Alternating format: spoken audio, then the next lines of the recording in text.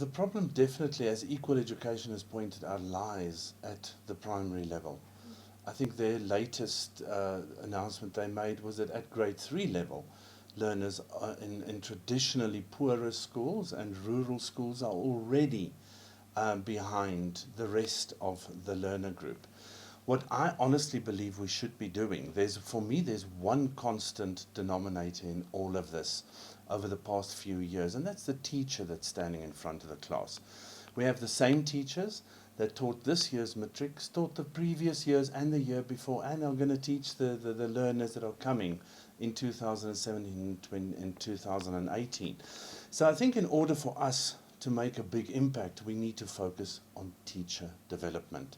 Teachers need to upskill like doctors do, like lawyers do, as things in their profession evolve, as research are coming into the field. We need to get that research to teachers and to those teachers that are in the rural areas and those teachers that are in under-resourced schools. If we really want to make an impact, we should broaden our teacher base in terms of the reach to the teachers, in terms of research that are coming in, and then in terms of support of these teachers. We have programs that we run at the university where we ask teachers to tell us what they need help with. And every single year for the past few years, it's the same areas that are coming up. If we can make an impact there, that's surely a start. There are traditional areas that has been problematic over the years, and those are the trigonometry, even though you can summarize your trig theory on one page.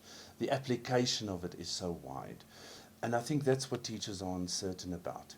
That's the first, the traditional difficult areas. The second one is geometry. Now, geometry has been taken out of the curriculum and put in a third paper. And now with the CAPS, it's back. It's part of the compulsory mathematics. And teachers are uncertain about the geometry and how to teach it. That's where we need to. Teachers can, if you put most probably a geometry problem in front of them, they will be able to solve it. But how to teach it to a learner is a different thing. And I think that is where we need to make the difference. Why am I saying this? In 2006, I was in a very, very prestigious private school. And I decided to change my matric group and go back to teaching the outcomes-based education. It was actually before 2006. Then I realized that I can't teach. I can show learners how to do the mathematics, but the fact that I need to teach this in a different way got to me, and I was so scared of being exposed of being a fake. So I went back and I studied.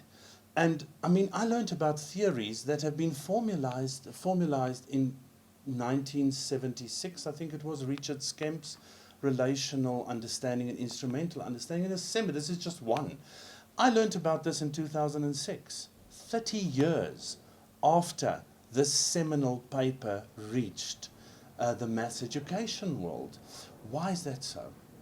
Why is research not making its way into schools and into teachers' heads to help them to teach the difficult parts?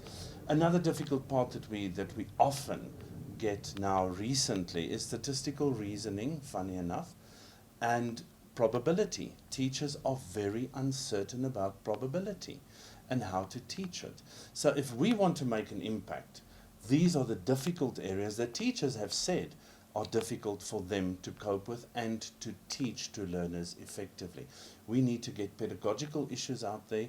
We've paid attention to the content knowledge of teachers. It's now time to absolutely boost their pedagogical knowledge, the knowledge that they need to teach the subject effectively.